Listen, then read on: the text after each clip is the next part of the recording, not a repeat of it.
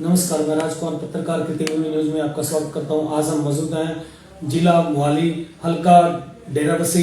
जानते हैं BJP party के उम्मीदवार, भावी उम्मीदवार मुकेश गांधी से उनके क्या उद्देश्य हैं इलेक्शन लड़ने के और क्या क्या उनके मुद्दे जनता के सामने आ रहे हैं। हाँ जी, कृति भूमि न्यूज में आपका स्वागत है।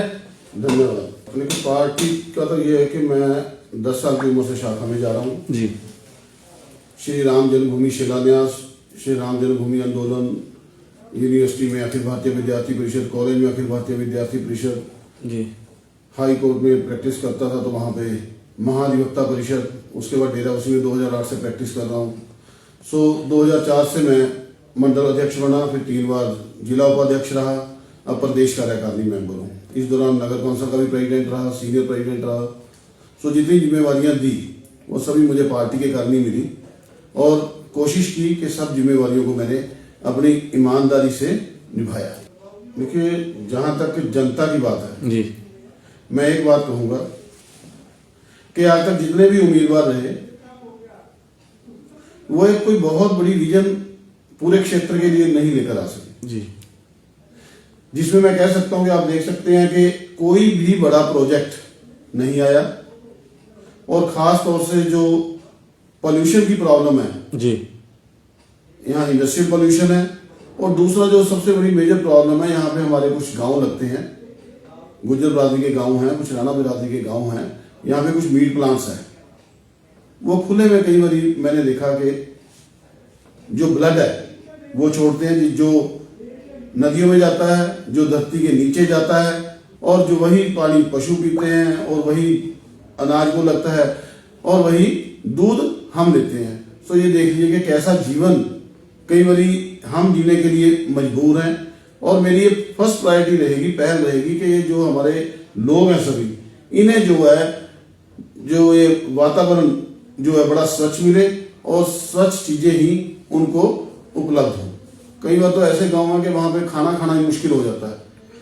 इन सब चीजों को लेके, क्योंकि डबल डेकर सरकार होगी, भारतीय जनता पार्टी की सरकार पंजाब में होगी और सेंटर में भी भारतीय जनता पार्टी की सरकार होगी, तो मैं कह सकता हूं कि यहाँ पे बड़े प्रोजेक्ट्स लेके आने हमारे लिए बहुत आसान कार्य रहेगा। और मैं जनता से अपील करूंगा कि आपने आज तक सभी पार्टियों को देखा है, अकाली दल को देखा है, कांग्रेस को देखा है, भारतीय जनता पार्टी को दे।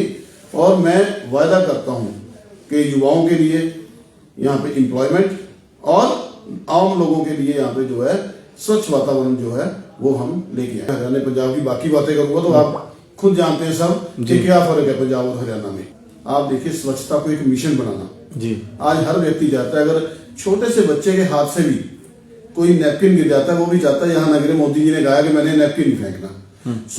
एक नई सोच जो है आने वाली पीढ़ी के मन में डेवलप हो रही है।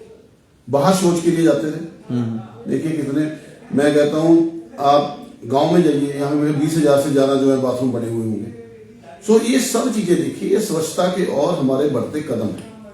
और मैं आपको विश्वास दिलाता हूं कि आने वाले समय में, क्योंकि स्वच्छता एक बहुत बहुत बड़ी चीज है जो हमारे जीवन के लिए बहुत जरूरी है। और एक बात इंटरेस्टिंग बताता हूं कि स्वच्छता के साथ इन्वेस्टमेंट भी जुड़ी हुई है। कई बार से बाहरी कंपनी भी सिर्फ इसलिए नहीं आती कि यहाँ पे स्वच्छ वातावरण नहीं है। शहर में शौचालय की प्रॉब्लम कम होती है, उसके कंपैरेटिवली गांव में ज्यादा होती है। बिल्कुल। गांव में देखिए, अगर आप अपोजिट पार्टीज पे जाओगे ना तो वो कहेंगे मैंने इतने बाथरूम बनवाए। कहां से बनाए? लेकिन बनाए कहां से? प्रधानमंत्री जी ने जो फंड भेजा, प्रधानमंत्री की योजना के तहत जो बाथरूम बने हैं स्वच्छता अभियान के। डेराबस्सी आइए आप जी। मैं आपको, जब मैं म्यूनिसिपल कमेटी का प्रेसिडेंट था, स्वच्छ भारत के दौरान यहाँ पे ग्रांट आई, मैंने 7 बाथरूम बनवाए, पब्लिक टॉयलेट्स आज भी बने हुए हैं, लेकिन उनमें से 5-6 के तो ताला लगा हुआ है। आज तक ये गवर्नमेंट जब से आई है, चेंज हुई है, ये ताला नहीं खोल सके, वहां पे एम्प्लॉय प्रोवाइड नहीं करवा सके। अब कितनी हमारी बहनें हैं जो गांव से आती हैं, कुछ आती है और इसके साथ बहुत बड़ी प्रॉब्लम हो जाती है अगर यहाँ पे टॉयलेट ना हो। ये सोच रखे तो ना होने के बराबर ही जब ताला लगा उसको। देखिए, मैंने आपको एक बात बोली कि हर पार्टी की अपनी अपनी पॉलिसीज है, वो क्या पॉलिसी लेके जनता में जा रहे हैं, उनका क्या उनकी सोच है इसके बारे में, उसका जवाब तो वो दे सकते हैं। लेकिन हमारी सोच थी कि आम पब्लिक को टॉयलेट्स मिलने चाहिए, हमने बनवा दिए। बहुत सेंटर की बड़ी स्कीम्स हैं इसमें। आप आयुष्मान योजना देख लीजिए, जी बिलो पॉवर्टी, क्योंकि पॉपुलेशन है, कई बार डिसीजन ऐसे लेने पड़ते हैं। 50 करोड़ लोगों के लिए स्कीम है, यानी कि वर्ल्ड की सबसे बड़ी हेल्थ इंश्योरेंस है।